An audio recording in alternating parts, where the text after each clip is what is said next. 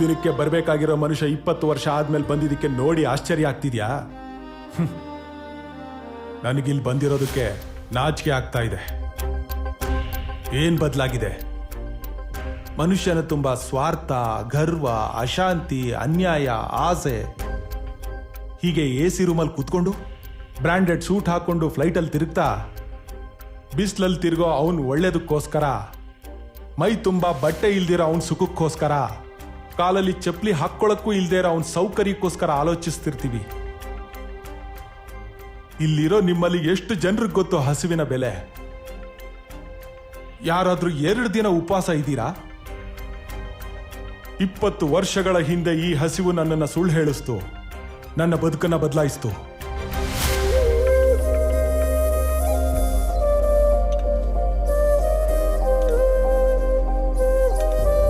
ಹೋಗಯ್ಯ, ಎಷ್ಟೊತ್ತು?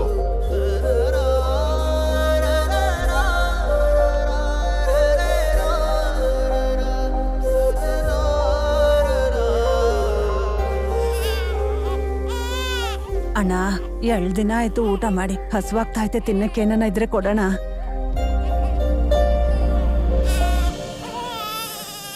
ಚಲಿಸದ ಕಲ್ಲು ತರ ಕಷ್ಟ ನೋಡುತ್ತಿರುವೆ, ಅನುಭವಿಸದ ನೋವಿಗೆ ಕಣ್ಣೀರು ಹಾಕಿರುವೆ. ಹಸಿವು ಇದ್ದು ಆಸೆಯೇ ಇಲ್ಲದ ಜೀವಗಳು ಎಷ್ಟಿದ್ರು ಕನಸಲಿ ಕತೆ ಇಲ್ಲ ಅಂತ ತಪ್ಪಿಸಿಕೊಳ್ಳೋಕ್ಕಿಂತ ರಾಮ ರಾಮ. ಈ ಸಂಬಂಧ, ಜವಾಬ್ದಾರಿ, ದುಡ್ಡು, ಗೌರವ ಕೊಡದೇ ಇರೋ ತೃಪ್ತಿ ಇನ್ನೊಬ್ಬ ಮನುಷ್ಯನ ಹಸುವನ್ನ ನೀಗಿಸಿದಾಗ ನನಗೆ ಸಿಕ್ತು. ನನ್ನನ್ನು ಮೋಕ್ಷದ ದಾರಿಗೆ ಕರ್ಕೊಂಡು ಹೋಯ್ತು. ನನ್ನ ಈ ಸುದೀರ್ಘ ಪ್ರಯಾಣದಲ್ಲಿ ನಾನು ಎಷ್ಟೋ ಜನರನ್ನ ನೋಡಿದ್ದೀನಿ, ಆದ್ರೆ ಇಂಥವನ್ನ ನಾನು ನೋಡೇ ಇಲ್ಲ. ಹೌದು, ಅವನು ಸೋತೋಗಿದ್ದಾನೆ. ನಿಮ್ಮಂತ ಮನುಷ್ಯರಿಗೋಸ್ಕರ ಅವನು ತನ್ನ ಜೀವನನೇ ಪಣಕ್ಕಿಟ್ಟು ಸೋತ್ ಹೋಗಿದ್ದಾನೆ. ಎಷ್ಟೇ ಕಷ್ಟ ಬಂದ್ರೂ ನ್ಯಾಯಕ್ಕಾಗಿ ಹೋರಾಡಿ ಸೋತ್ ಹೋಗಿದ್ದಾನೆ. ಪ್ರಾಣ ಹೋಗ್ತಿದ್ರೋ ಧರ್ಮನೇ ದೊಡ್ಡದು ಅಂತ ನಂಬಿ ಸೋತ್ ಹೋಗಿದ್ದಾನೆ. ಇದೆಲ್ಲ ನನ್ಗೆ ಹೇಗೆ ಗೊತ್ತಾಯ್ತು ಅಂತ ಆಶ್ಚರ್ಯ ಆಗ್ತಿದ್ಯಾ? ಅವನನ್ನ ಪ್ರಾಣಿ ತರ ಕತ್ತರಿಸಿದ್ರು ಸಹ ತನ್ನನ್ನ ನಂಬಿರೋರ್ಗೋಸ್ಕರ ತನ್ನ ಒಂದು ರಕ್ತದ ಹನಿ ಇರೋವರೆಗೂ ಹೋರಾಡಿದಾನೆ.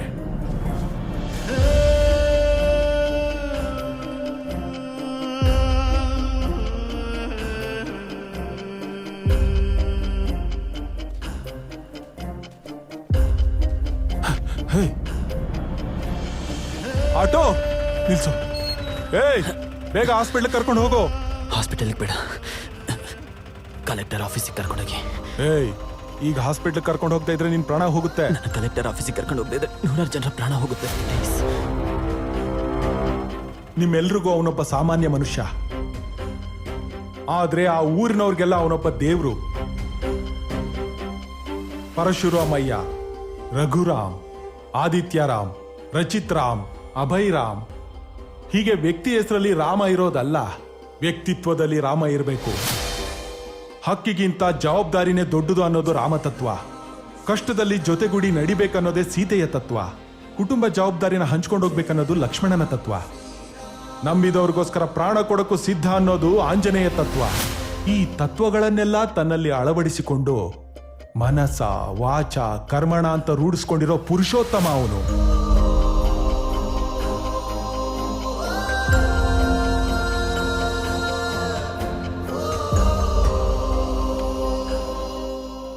ಅಣ್ಣ ಕಾಡಿಗೆ ಹೋದ್ರೆ ಅವ್ರ ಪಾದರಕ್ಷೆ ಇಟ್ಟು ರಾಜ್ಯಭಾರ ನಡೆಸಿರೋ ತಮ್ಮನ ಬಗ್ಗೆ ಕೇಳಿದ್ದೀನಿ. ಅವನು ನಾನು ನಿನ್ನಲ್ಲಿ ನೋಡ್ತಿದ್ದೀನಿ.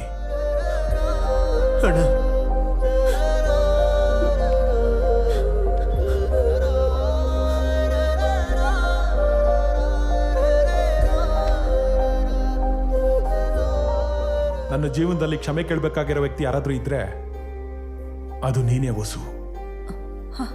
ನನ್ನನ್ನು ಕ್ಷಮಿಸು.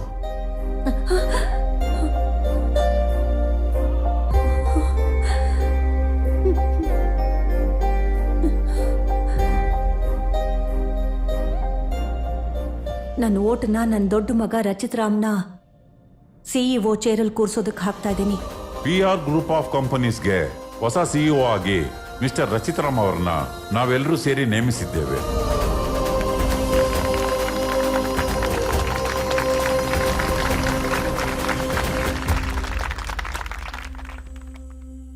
99 ರನ್ಸ್ಗೆ ಔಟ್ ಆದರೂ ಮ್ಯಾಚನ್ನು ಗೆಲ್ಲಿಸ್ದವನ್ಗೇನೆ man of the match award ಕೊಡೋದು. ಸಾರಿ ಅಮ್ಮ.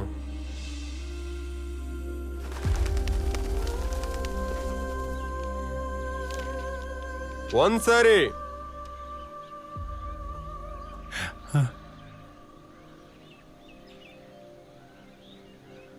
ಎರಡ್ ಸರಿ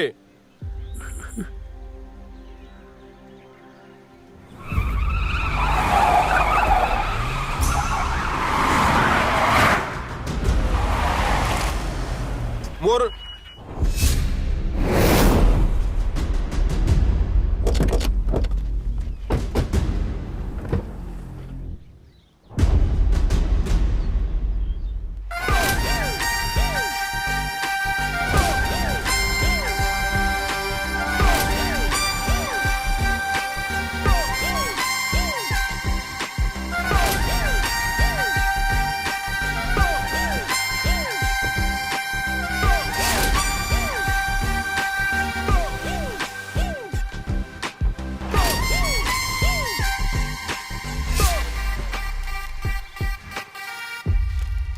ನೀನೇನೋ ಇಲ್ಲಿ ಹಲೋ, ನನಗೆ ಗೊತ್ತಿರೋನೇ ನಾನು ಮಾತಾಡ್ತೀನಿ, ಡೋಂಟ್ ವರಿ.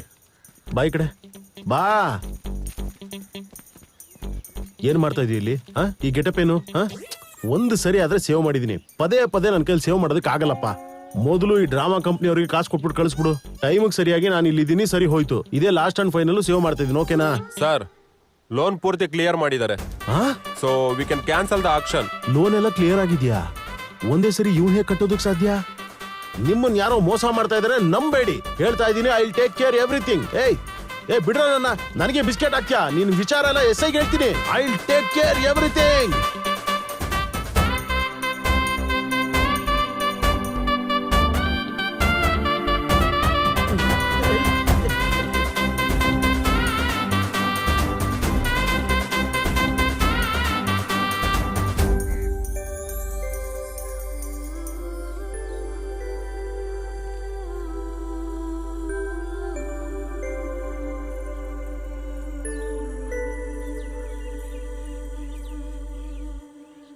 ನನ್ನ ಪುಟ್ಟ ಜೀವನದಲ್ಲಿ ದೊಡ್ಡ ಕೆಲಸ ಇದೆ, ಮಾಡ್ತೀಯಾ?